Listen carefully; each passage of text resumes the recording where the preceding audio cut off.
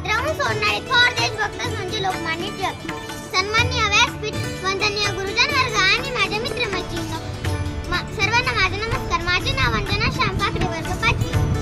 आज मी आपल्या समोर भारतीय स्वातंत्र्य लढ्याची स्वातंत्र्य सेनानी, राज्यकारकीर्द लेखक लोकमान्य टिळक यांची यशोगाथा सांगण्यास उभी आहे. लोकमान्य टिळक यांचा जन्म 23 जुलै 1856 रोजी रत्नागिरी जिल्ह्यामधील चिखली गाव येथे झाला. त्यांचे पूर्ण नाव बाळ केशव गंगाधर टिळक असे होते. त्यांच्या वडिलांचे नाव गंगाधर व आईचे नाव पार्वताबाई असे होते. लोकमान्य टिळक लहानपणापासूनच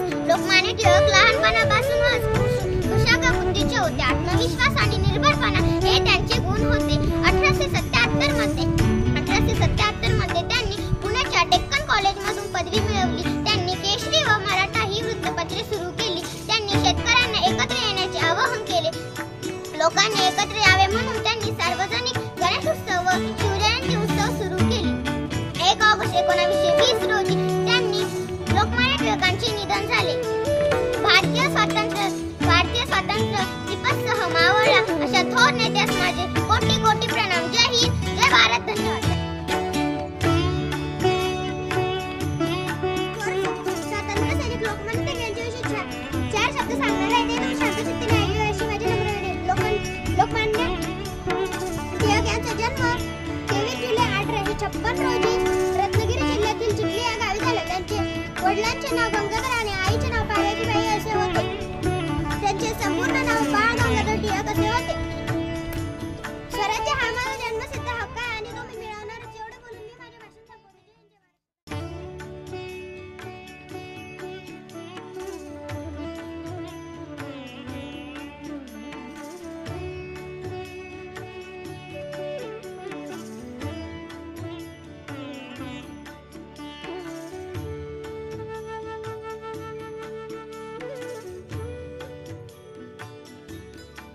सर्वांना माझा नमस्कार. माझे नाव स्वरा सतीचंद्र, वर्ग 4. आज मी आपल्यासमोर लोकमान्य टिळक यांच्याविषयी काही 2 शब्द सांगणार. ते तुम्ही शांतचित्ताने ऐकावी अशी माझी नम्र विनंती. लोकमान्य टिळक हे थोर देशभक्त आणि स्वातंत्र्य सैनिक होते. त्यांचा जन्म 23 जुलै 1856 रोजी रत्नागिरी जिल्ह्यातील चिखली या गावी झाला. त्यांच्या वडिलांचे नाव गंगाधर पंत व आईचे नाव पार्वतीबाई होते. लोकमान्य टिळक हे भारतीय अंशतत्वाचे जनक म्हणून ओळखले जातात. लोकमान्य टिळकांनी भारतीय स्वराज्य स्थापनेची संकल्पना रुजवली व इंग्रजांविरुद्ध बंड पुकारले. लोकमान्य टिळकांनी मराठा व केसरी ही प्रसिद्ध वृत्तपत्रे सुरू केली.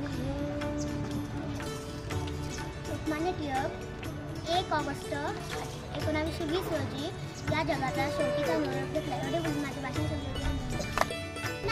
व्यासपीठ, आदरणीय गुरुजन वर्ग व इथे जमलेल्या माझ्या मित्रमैत्रिणींनो, मी आज तुम्हाला लोकमान्य टिळक यांच्याविषयी काही 2 शब्द सांगणार आहे. ते तुम्ही शांतचित्ताने ऐकावे अशी माझी नम्र विनंती. स्वराज्य हा माझा जन्मसिद्ध हक्क आहे आणि मी तो मिळवणारच अशी सिंहगर्जना केली.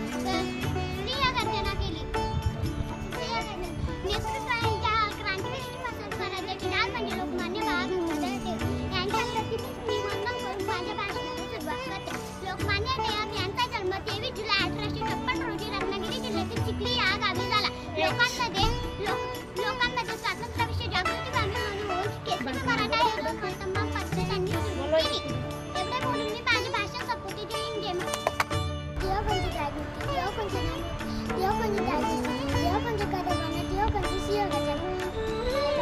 माझा नमस्कार. माझे नाव आदित्य. आज मी आपल्यासोबत स्वातंत्र्य सैनिक लोकमान्य टिळक यांच्याविषयी बोलणार आहे. लोकमान्य टिळक हे एक समाजसुधारक, लेखक व विचारवंत होते.